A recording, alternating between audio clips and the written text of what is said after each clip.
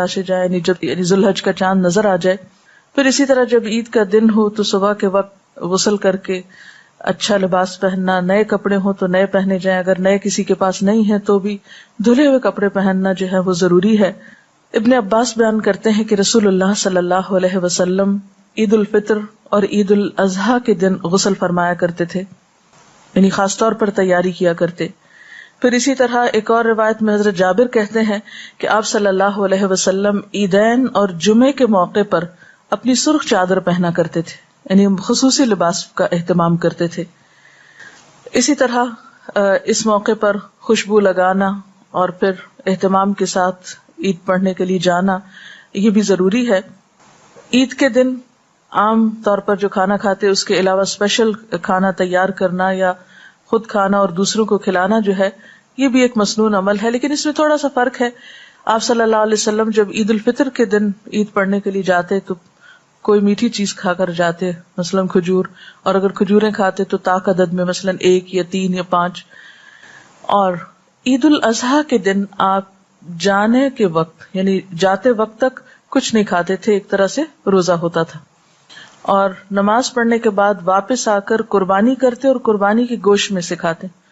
اب اگر کوئی شخص اتنا صبر کر سکے کہ واپس آ کے قربانی کرے اور پھر اس کو پکائے اور پھر کھائے تو بہت ہی اچھا ہے، لیکن اگر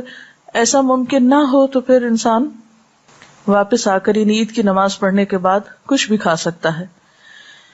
پھر اسی طرح یہ ہے کہ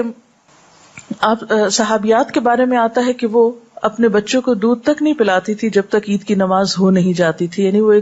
یہ اس سنت میں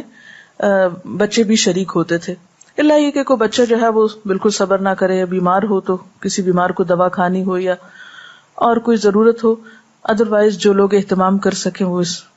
سنت کی پیروی کا اہتمام بھی کریں. پھر اسی طرح آپ صلی اللہ علیہ وسلم عیدگاہ پیدل جاتے تھے، اگر ممکن ہو تو اس سنت پر بھی عمل کیا جائے،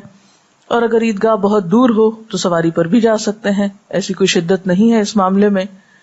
اسی طرح خواتین کو عید کی نماز کے لیے نکلنے کے لیے کہا گیا اور اس کے لیے آپ نے ان کو انکریج کیا. حضرت ام عطیہ بیان کرتی ہیں کہ رسول اللہ صلی اللہ علیہ وسلم نے حکم دیا کہ عید الفطر اور عید الاضحیٰ کے دن ہم چھوٹی بچیوں اور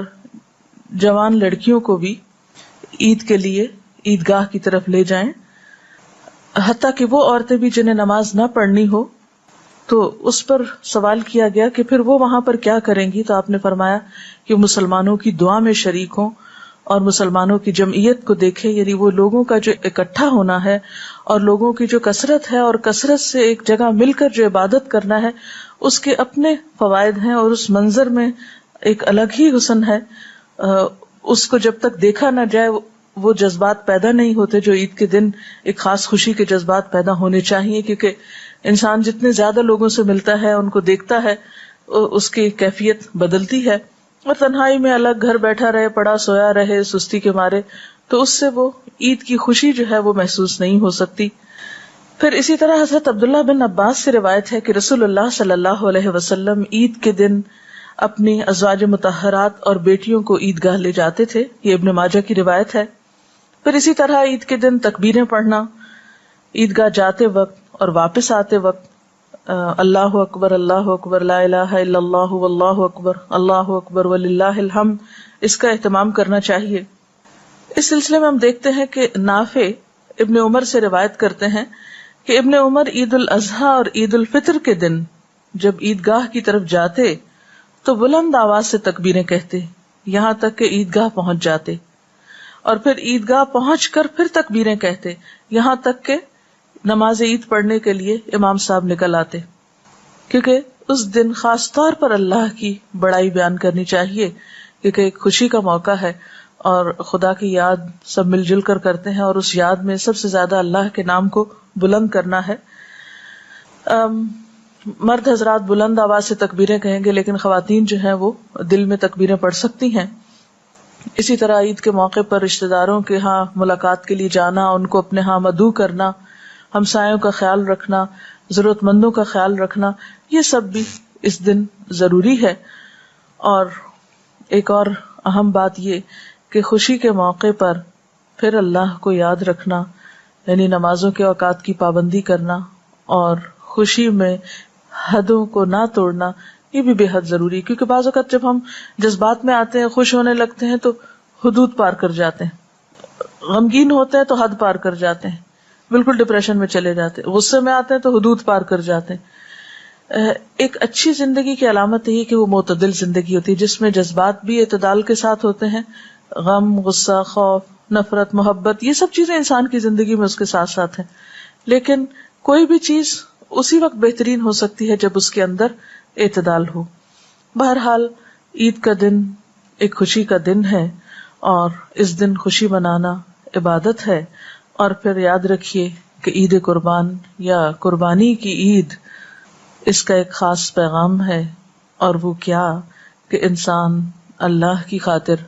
جب ضرورت پڑے اپنے جذبات، اپنی جان، اپنے مال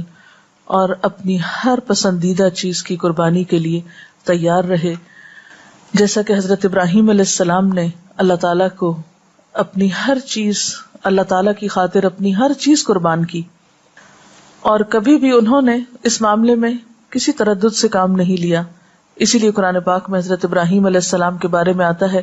اذ قال لہ ربہ اسلم قال اسلمت لرب العالمین، جب اس کے رب نے اس سے کہا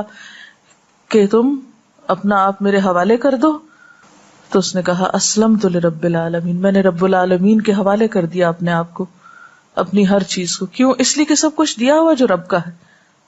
جب دیا ہوا اس کا ہے تو اس کے نام پر دینا اور اس کی خاطر دینا اور اس کی رضا حاصل کرنے کے لیے، اس کا قرب پانے کے لیے، تو اس میں پھر انسان کو مشکل نہیں ہونی چاہیے، کیونکہ اللہ کی محبت ہمارے دل میں ہر چیز کی محبت سے زیادہ ہونی چاہیے۔